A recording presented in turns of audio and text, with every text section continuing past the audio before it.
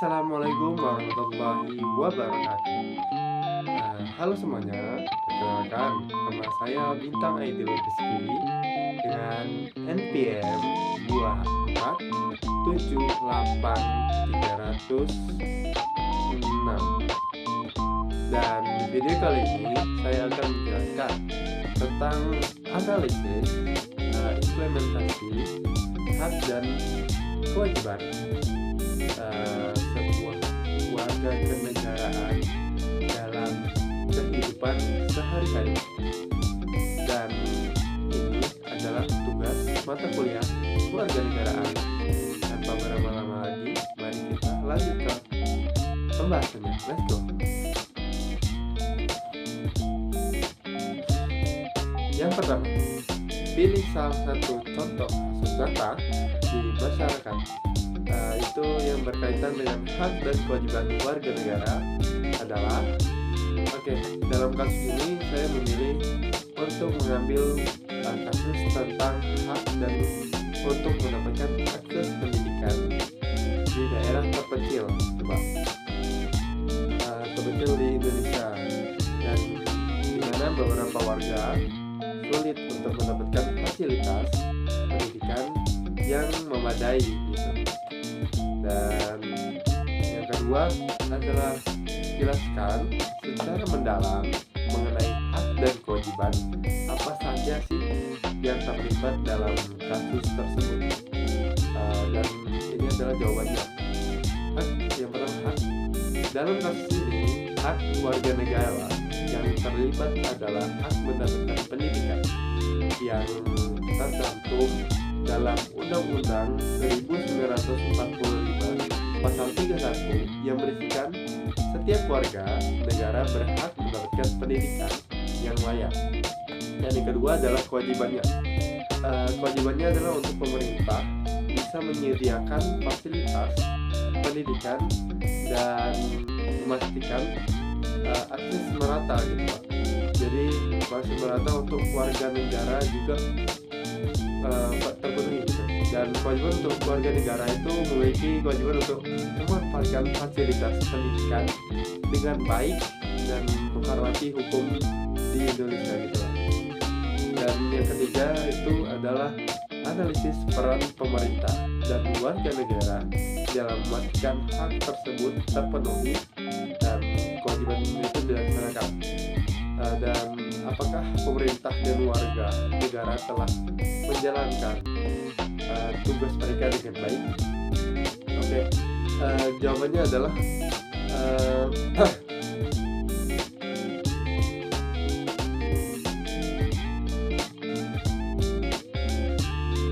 jawabannya adalah pemerintah bertanggung jawab untuk menyediakan sekolah, guru, dan fasilitas pendidikan untuk semua warga negara. Namun di daerah terpencil peran ini belum maksimal gitu atau belum optimal karena kurangnya dana, sulitnya akses, dan kekurangan tenaga pengajar gitu. Jadi di daerah terpencil ini sering suka tidak ada tenaga pengajarnya, dan banyak sekolah di daerah terpencil kekurangan gitu guru dan fasilitas yang layak. Dan khususnya untuk warga negara juga memiliki kewajiban untuk terutama ke orang tua ya Pak. Jadi memiliki peran untuk bisa mengirim anak-anaknya ke sekolah walaupun fasilitas di sekolah tersebut terbatas, dan harus berperan aktif dalam memperjuangkan perbaikan pendidikan di daerah mereka gitu. Jadi saling tolong menolong gitu, mutualisme. Dan contoh kasusnya ada di Pegunungan Apak atau di Papua Barat, dan banyak sekolah juga kekurangan guru dan fasilitas di sana. Dan hal yang sama juga terjadi di Nusa Tenggara Timur, di NTT, di mana sekolah-sekolah kekurangan buku dan infrastruktur yang tidak memadai. Dan nomor 4, tuliskan minimal 3 dampak yang terjadi jika hal tidak dipenuhi atau kewajiban tidak dilaksanakan, baik itu individu maupun masyarakat. Baik, jawaban saya adalah untuk individu dulu ya Pak. Jadi individu itu ada di daerah terpencil akan tertinggal dari segi pengetahuan dan keterampilan gitu Pak. Dan mengurangi peluang masa depan untuk mereka ke depannya lah, karena pendidikan yang sulit untuk didapatkan misalnya. Dan untuk peran masyarakat adalah kurangnya pendidikan itu bisa mempengaruhi perkembangan sosial dan ekonomi masyarakat gitu kan, dan itu berdampak buruknya untuk masyarakat tersebut. Dan untuk negara itu jika banyak sekali yang warga yang tidak mendapatkan pendidikan, itu bisa berdampak buruk juga Pak, pada daya saing kita pada nasional, di tingkat global gitu. Dan yang kelima terakhir adalah berikan solusi atau saran yang menurut saya bisa memperbaiki situasi tersebut. Jadi saya memiliki 3, yaitu untuk pemerintah, 2 untuk pemerintah dan warga. Untuk pemerintah pertama bisa meningkatkan alokasi anggaran untuk pendidikan di daerah terpencil dan menyediakan insentif lah sedikit untuk tenaga pengajar yang sudah rela-rela untuk bisa belajar di wilayah tersebut.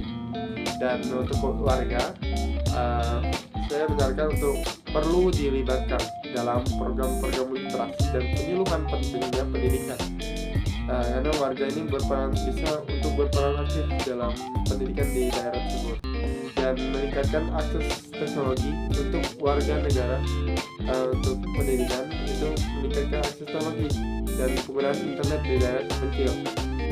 Dan ini adalah solusi jangka panjang Pak, karena banyaknya sekali sekarang kan sudah ada zamannya teknologi, jadi harus dipenuhi dengan teknologi yang memadai untuk pendidikan sendiri.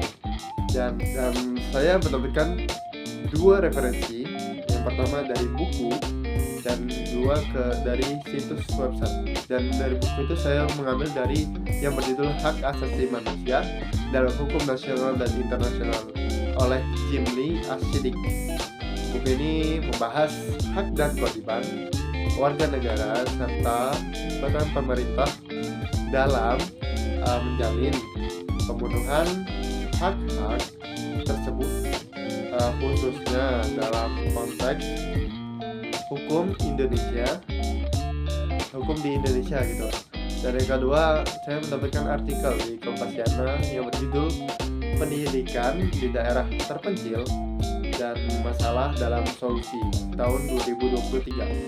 Itu yang membahas tantangan dan kendala yang dihadapi pemerintah serta masyarakat dalam memberikan akses pendidikan di daerah terpencil gitu.